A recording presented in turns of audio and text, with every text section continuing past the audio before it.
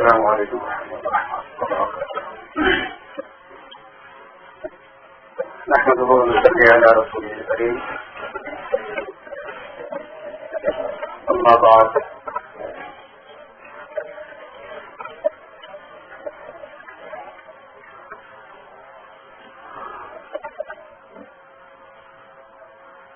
عن علي رضي الله تعالى عنه قال رسول الله صلى الله عليه وسلم الحب أساسي.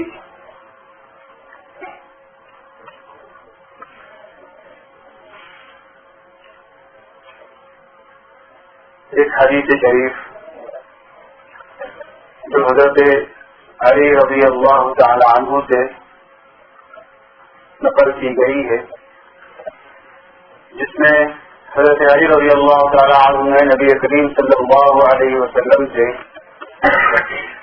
آپ کی سنت، آپ کے طور طریقے، آپ کی عادات، آپ کے اقوال اور آپ کی عمدہ اخلاق کے بارے میں پوچھا تو نبی کریم صلی اللہ علیہ وسلم نے اس کے جواب میں 17 چیزیں بیان فرمائی.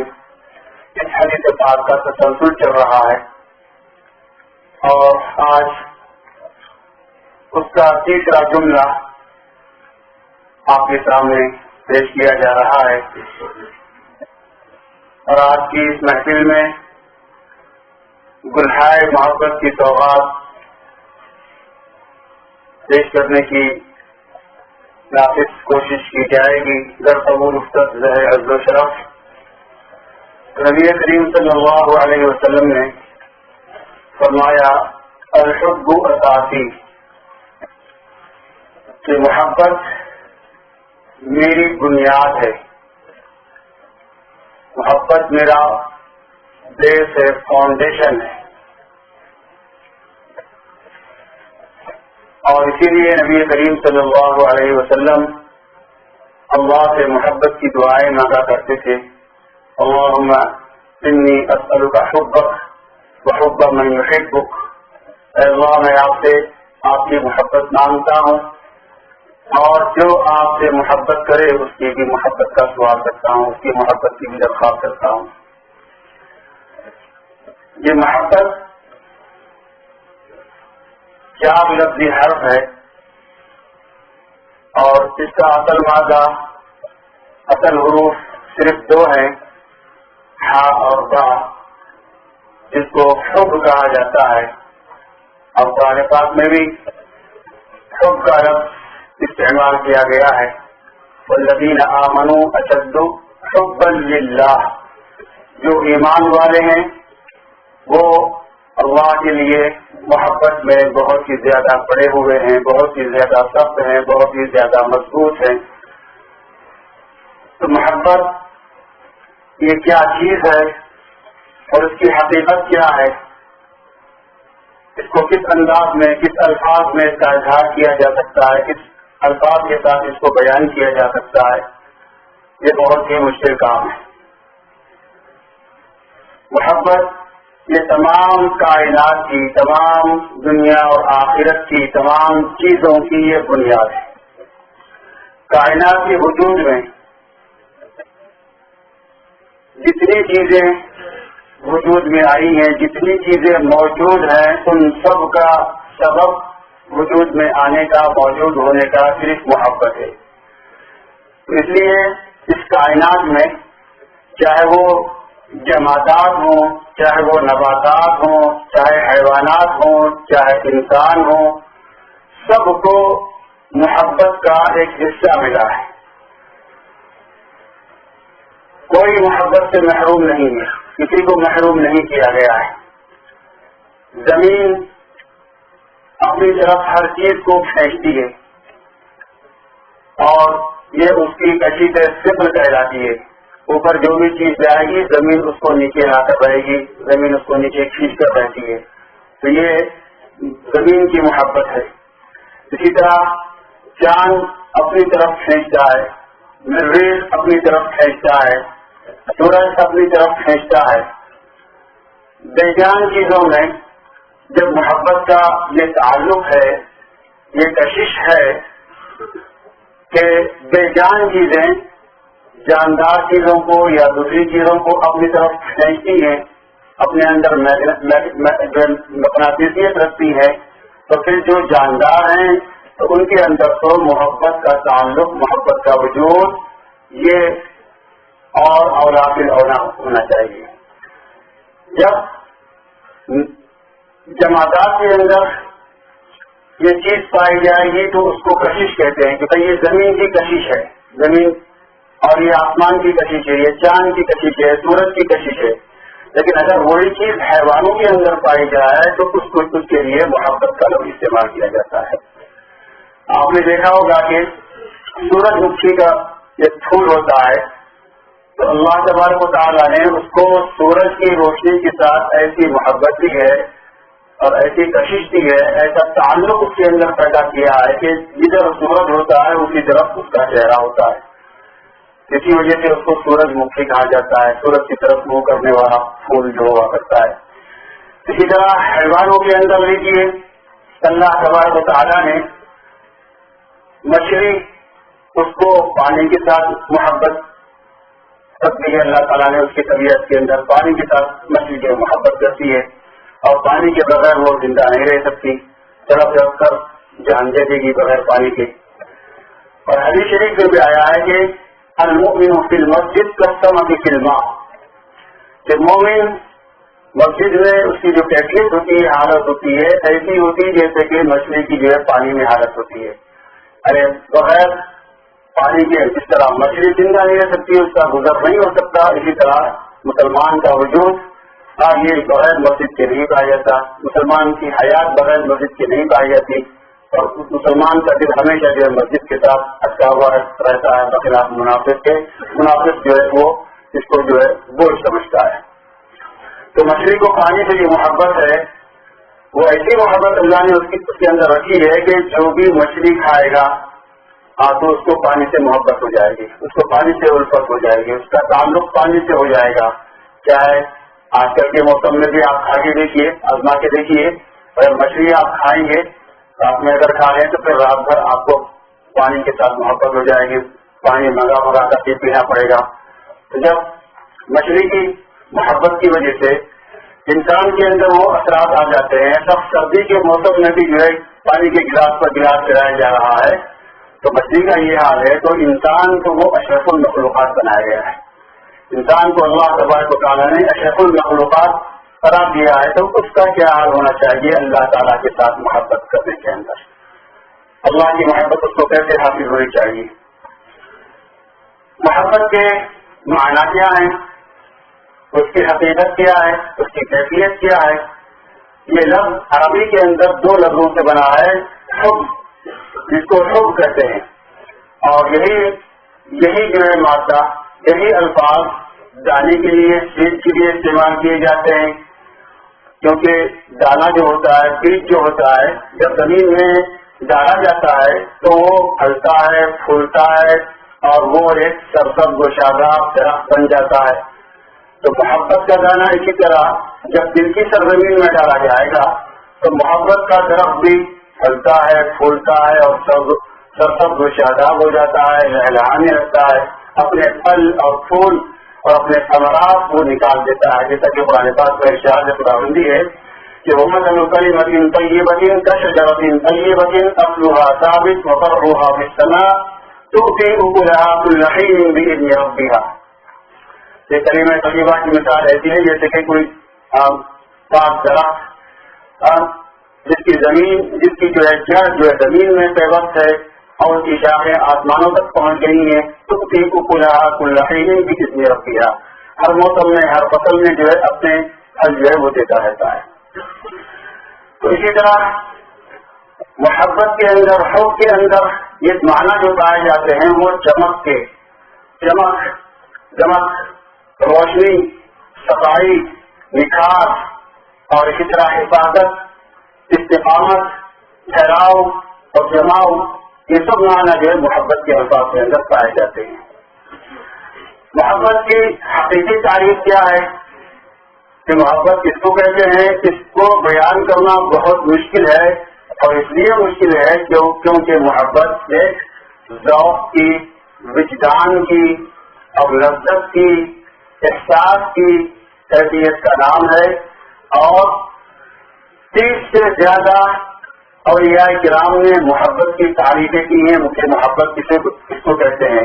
تو محبت کی حقیقت بیان کرنا یہ بہت مشکل کام ہے، کیونکہ محبت جو ہے وہ ایک مخفی کیفیت، چھپی ہوئی پوشیدہ کیفیت کا نام ہے، اور جو چیز چھپی ہوئی ہوتی ہے اس کو بیان کرنا ذرا مشکل ہوا کرتا ہے۔ مثال کے طور پر ہوا موجود ہے، گرمی موجود ہے، سردی موجود ہے، مگر اس کو بیان کرنا کہ اس کی تعریف کرنا کہ ہوا یہ ہوتی ہے، تعریف جو ہے سردی یہ ہوتی ہے، گرمی یہ ہوتی ہے، اس کی حقیقت کو بیان کرنا یہ بہت ہی مشکل ہے، اور کسی نے جو ہے اس کو بیان نہیں کیا گیا، بلکہ ان تمام چیزوں کو اس کی علامات سے، اس کی نشانیوں سے، اس کی سائن سے پہچانا جاتا ہے۔ بخار ہر انسان کو آتا ہے، لیکن بخار نظر نہیں آتا، محسوس نہیں ہوتا، اس کو بیان نہیں کیا جا سکتا، اس کو دکھایا نہیں جا سکتا، لیکن اس کو پہچانا جا سکتا ہے کہ جب وہ باڈی میں آ جاتا ہے تو باڈی پین شروع ہو جاتا ہے اور جسم گرم ہو جاتا ہے۔ اس طرح کی علامتوں سے پہچانا جاتا ہے کہ بخار ہے۔ اسی طرح ہوا کے بارے میں، اسی طرح دوسری چیزوں کے بارے میں، ان تمام چیزوں کو جو ہم روزانہ اس کے ساتھ یوز ٹو ہوتے ہیں، استعمال کرتے ہیں، لیکن وہ ہم کو نظر نہیں آتی۔ تو اسی طرح ان کا وجود تو ہے مگر دیکھ نہیں سکتے، لیکن آثار سے جان سکتے ہیں۔ تو محبت یہ ہم جو روزانہ ہر نماز میں، ہر رکعت میں ایاک نعبد و ایاک نستعین والی جو آیت پڑھتے ہیں، ایاک نعبد و ایاک نستعین کی منزلوں میں سے، بے شمار منزلوں میں سے ایک منزل ہے جس کی کوئی انتہا نہیں ہے، جس کی کوئی حد نہیں ہے، جس کی کوئی لمٹ نہیں ہے۔ اور فی ذلک فلیتنافس المتنافسون، کہ اسی میں جو ہے رغبت کرنے والوں کو، ریس کرنے والوں کو، مقابلہ کرنے والوں کو مقابلہ کرنا چاہیے۔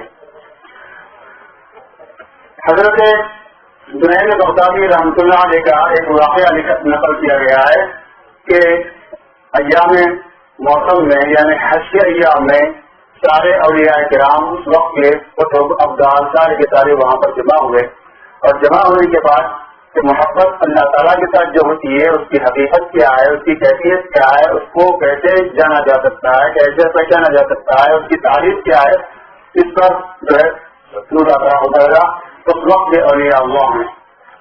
تو ہر ایک یہ اپنی اپنی جو ہے تعریف کی، محبت اس کو کہتے ہیں، محبت کی نہیں جاتی، محبت ہوئی جاتی ہے، اور یہ ساری تعریفیں جو ہے سب لوگوں نے بیان کی۔ تو جنید بغدادی رحمۃ اللہ علیہ اس وقت ایک چھوٹے سے جب نوجوان بچے تھے، تو جب سارے شیوخ نے، سارے مشائخ نے، اکابر نے اپنی اپنی جگہ پر محبت کی تعریف بیان کر دی، تو وہ ایک گوشے میں بیٹھے ہوئے تھے، تو ان سے کہا گیا کہ جو ہے اے جنید، اے عراقی بچے، وہ بھی تو کچھ محبت کے بارے میں بیان کر۔ تو انہوں نے کہا ٹھیک ہے، جب آپ بڑے لوگ پوچھ ہی رہے ہیں تو جو بھی میرے دل میں آئے گا میں اس کو بیان کروں گا۔ تو انہوں نے اپنا سر جھکا لیا اور ان کے آنکھوں سے آنسو رواں ہو گئے، اور اس کے بعد جو ہے انہوں نے کہا کہ جو ہے محبت اس کی حقیقی تعریف تو مشکل ہے، لیکن اس کی کیفیات، اس کی نشانیاں، اس کی علامتیں میں کچھ بیان کرتا ہوں۔ تو انہوں نے کہا کہ محبت کسے کہتے ہیں؟ عبد ظالم عن نفسہ، جو بندہ اپنی جان سے ہار گیا، اپنی جان کو داؤ پر لگا دیا، اپنی جان کو فروخت کر دیا، اپنی جان کو پیش کیا، ظالم عن نفسہ، اور مستقر بذکر ربہ، جو ہمیشہ اپنے رب کے ذکر کے ساتھ جو ہے مشغول ہوتا ہو، ہمیشہ اس کی زبان پر، اس کے دل میں ذکر رب، اللہ تعالیٰ کا ذکر ہوتا ہے۔ قائم بأداء حقوقہ، وہ اپنے اللہ تبارک و تعالیٰ کے حقوق کو ادا کرنے والا ہوتا ہے، اور ناظر الیہ بقلبہ، اپنے دل کے ساتھ اللہ تعالیٰ کی طرف متوجہ ہونے والا ہوتا ہے، اس کو جو ہے دیکھنے والا ہوتا ہے، اور اس کے دل کو اللہ تبارک و تعالیٰ کی انوارات کی جو ہے تجلیاں اس کو جو ہے جلا دیتی ہیں، اور وہ اللہ تعالیٰ کی محبت، شراب محبت کا پیالہ جو ہے وہ چڑھا جاتا ہے، شراب محبت کو وہ پی لیتا ہے، اور اللہ تعالیٰ جو جبار ہیں، قہار ہیں، اس کے سامنے پردے غیب سے ظاہر ہو جاتے ہیں، اور وہ بندہ اگر بات کرتا ہے تو باللہ اللہ کے ساتھ کرتا ہے، وہ قبول کرتا ہے تو اللہ کے ساتھ کرتا ہے، حرکت کرتا ہے، موومنٹ کرتا ہے تو وہ اللہ کے ساتھ کرتا ہے، اللہ کے حکم کے مطابق کرتا ہے، اور اگر کہیں ایک جگہ ٹھہرا رہتا ہے تو وہ اللہ کے ساتھ جو ہے ہوتا ہے. تو فرمائیے بہو باللہ وللہ ومع اللہ، وہ باللہ اللہ کے ساتھ ہوتا ہے، مع اللہ اللہ کی معیت میں ہوتا ہے، اور للہ اللہ کے لیے ہوتا ہے. تو ہر کام، ہر عمل، ہر حرکت، ہر سکون یہ اللہ کے لیے ہو جاتی ہے. تو محبت کے علامتیں ہیں، آثار ہیں، اس کے حصے کی تعریف کرنا بہت مشکل ہے. محبت کے کچھ درجات ہیں، محبت کے کچھ مراتب ہیں. سب سے پہلے اگر کسی کو کسی سے محبت ہو جاتی ہے تو اس نگاہ جو ہے اس پر پڑ جاتی ہے، اگر آنکھوں والا ہو. اور اگر نگاہ نہ ہو تو جو ہے دل میں کسی چیز کا نام ہی نہ ہو تو اس کا دل میں خیال آ جاتا ہے کہ بھائی ایک چیز کیسی ہوگی. جب آنکھوں والا آنکھ سے دیکھ لیتا ہے تو وہ دل کا میلان اس کی طرف ہو جاتا ہے، دل کا جھکاؤ اس کی طرف ہو جاتا ہے، اور کسی چیز کی طرف دل مائل ہونے لگتا ہے. تو اس حالت کو کہتے ہیں رغبت. رغبت یعنی خواہش. اور یہ پہلا درجہ ہے محبت کا. جیسے کہ اس کو کہتے ہیں خواہش. رغبت یعنی لائک کرنا، جیسے کہ آئی لائک اٹ، میں لائک کرتا ہوں، تو اس کے لیے الفاظ ہیں. اور قرآن پاک میں بھی اس کو بیان کیا گیا کہ انا الی اللہ راغبون، انا الی اللہ راغبون، ہم اللہ تعالیٰ کی طرف رغبت کرنے والے ہیں، خواہش کرنے والے ہیں، ہم اللہ کو لائک کرنے والے ہیں. اور جب یہ چیز بڑھتی ہے، رغبت بڑھتی ہے، اس میں ترقی ہوتی ہے، اضافہ ہوتا ہے، تو اس کے بعد جو ہے طلب پیدا ہو جاتی ہے، جس کو ڈیمانڈ کہتے ہیں، تقاضا کہتے ہیں. طلب پیدا ہو جاتی ہے. تو طلب ہر جو چیز پسند ہوتی ہے اس کو حاصل کرنا کسی نہ کسی طرح سے، اس کو جو ہے اپنے جال میں پھنسا لینا، یہ جو ہے یہ طلب کہلاتا ہے. کسی طرح جو وہ چیز حاصل ہو جائے، اور اس سے ملنا، اس سے بات کرنا اور اس کے ساتھ رہنا، یہ جو ہے طلب کی وجہ سے ہوتا ہے. کہ تم کیا چاہتے ہو، تمہارا ڈیمانڈ کیا ہے، تمہارا تقاضا کیا ہے. ایوانی ہم یہ چاہتے ہیں، ہم یہ چاہیے، تو ایوانی کا لفظ اس کے لیے استعمال کیا جاتا ہے. تو اسی طرح قرآن پاک میں بھی جو ہے اللہ تبارک و تعالیٰ نے جن کو استعمال کیا ہے کہ انسان جو ہے طالب ہوتا ہے، طلب کرنے والا ہوتا ہے، اور اس کا مطلوب اور مقصود وہ اللہ تبارک و تعالیٰ ہوتا ہے. تو ہر انسان کو طالب ہونا چاہیے، تقاضا کرنے والا ہونا چاہیے، طلب کرنے والا ہونا چاہیے، اور کس چیز کو؟ اللہ کو. اسی لیے کہ جو لوگ اللہ کے علاوہ کسی اور کو طلب کرتے ہیں، اللہ کے علاوہ کسی اور میں مشغول ہوتے ہیں، ان کے بارے میں کہا گیا کہ کا طالب بل مطلوب، وہ طالب بھی ضعیف ہیں اور ان کا مطلوب بھی ضعیف ہے. اللہ تعالیٰ کے سوا جتنے معبودہ ہیں، باطل ہیں، وہ سارے کے سارے ضعیف ہیں، اور جو ان کی عبادت کرنے والے ہیں، ان کو چاہنے والے ہیں، ان کو لائق کرنے والے ہیں، وہ سارے کے سارے ضعیف ہیں. تو جب رغبت کے ساتھ طلب ہو جاتی ہے، اور طلب کے اندر جو ہے اور جو ہے اس کے جذبات ابھر جاتے ہیں اور جو ہے آگے بڑھ جاتی ہے، تو پھر اس کیفیت کا نام یہ محبت ہوا کرتا ہے. محبت اس کیفیت کو کہتے ہیں کہ محبوب کے بغیر اس کو چین اور قرار ہی نہیں ملتا، سکون اور اطمینان ہی نصیب نہیں ہوتا. اس کے بغیر زندگی ادھوری ہو جاتی ہے، ناقص ہو جاتی ہے، ناکام ہو جاتی ہے. اور زبان آپ یہ کہ ہوتا ہے کہ تیرے بغیر زندگی موت ہے، زندگی نہیں.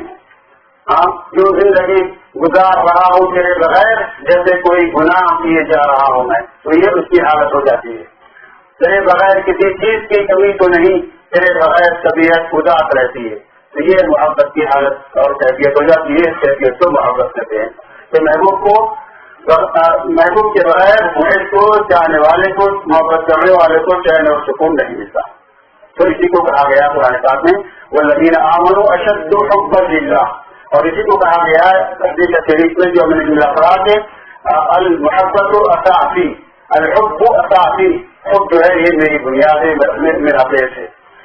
تو محبت ایک ایسی منزل کا نام ہے، ایک ایسے سفر کا نام ہے جس کی کوئی منزل نہیں ہوتی اور جس کی کوئی انتہا نہیں ہوا کرتی. اور محبت کی جو معراج ہوتی ہے، محبت کی جو پرواز ہوتی ہے، وہ بہت ہی بلند اور بڑا ہوا کرتی ہے. اور وہاں تک پہنچنا یہ شاد و نادر جو میں اکثر ہوتا ہے.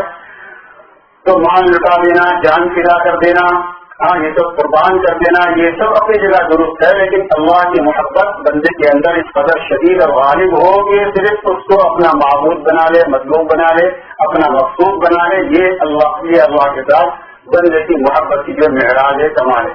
اب ہمارا اللہ تبارک و تعالیٰ کی کیا تعلق ہے؟ رغبت کیسی ہے، طلب کیسی ہے، محبت کیسی ہے، چاہت کیسی ہے، ہماری عبادت کیسی ہے، اس کے بارے میں ہم کو غور کرنا چاہیے۔ جب بندہ مومن کلمہ پڑھتا ہے لا الہ الا اللہ محمد رسول اللہ، تو لا کے معنی نو نہیں، تو نہیں سے یہ اظہار کرتا ہے کہ میری رغبت، میری طلب، میری محبت، میری چاہت، میری عبادت یہ سب اور سب ہے اللہ سے نہیں ہے۔ اور یہ وعدہ اللہ تبارک و تعالیٰ کو اس قدر پسند آتا ہے، اس قدر پسند آتا ہے جیسے لا الہ الا اللہ محمد رسول اللہ بندہ کہہ لیتا ہے سچے دل کے ساتھ، اخلاص کے ساتھ، تو وہ چاہے وہ شیطان کا گنہگار اور پارٹی کیوں نہ ہو، کافی کیوں نہ ہو، اس کے سارے گناہ اس کے معاف ہو جاتے ہیں کہ اسلام یہدم ما کان قبلہ۔ اور اگر کوئی کافر آخر وقت میں مرتے وقت بھی جو کلمہ کہے اور کیا ظاہر ہونے سے پہلے، تو من قال لا الہ الا اللہ دخل الجنہ، وہ جنت میں داخل ہو جائے گا۔ تو یہ کتنی بڑی بشارت جو ہے ان لوگوں کے لیے آئی ہے۔ تو محبت کی اعلیٰ قسم کو اور اعلیٰ کیفیت کو عبادت کہتے ہیں، اور عبادت یہ اللہ تعالیٰ کی ہم سب کو کرنا چاہیے۔ توحید اور محبت یہ حضرت حسن بصری رحمۃ اللہ علیہ فرماتے ہیں کہ میں نے ایک دھوبن سے سیکھی، میں نے ایک دھوبن سے جو ہے سیکھی کی توحید کیا چیز ہوتی ہے، محبت کیا چیز ہوتی ہے۔ وہ فرماتے ہیں کہ جو ہے میں ایک مرتبہ شخص جو ہے چاہا ہوا تھا، اور میری پڑوس میں ایک جو بھی دھوبن رہا کرتے تھے، اور وہ روزانہ لڑائی جھگڑے کیا کرتے تھے۔ تو اتفاق سے ایک دن جو ہے ان دونوں میں ناچاقی ہو گئی، اور دھوبن جو ہے کہنے لگی کہ میں تیرے پاس سے گزار رہی ہوں، کیا دیا تو چیچڑے، کیا دیا تو ٹھیکرے، کیا دیا تو ٹکڑے، اس قسم کی جو ہے آپس میں بحث ہو رہی تھی۔ لیکن اس کے باوجود میں تیرے ساتھ نکاح کیے جا رہی ہوں، اور سب کچھ میں نے اپنا جو ہے قربان کر دیا، فیملی چھوڑ دیے، گھر چھوڑ دیا، خاندان چھوڑ دیا، دولت چھوڑ دیے، صرف تیری خاطر، اور میں سب کچھ برداشت کروں گی، لیکن اگر تو دھوبن کی جگہ سوگن لائے گا تو میں اس کو برداشت نہیں کروں گی۔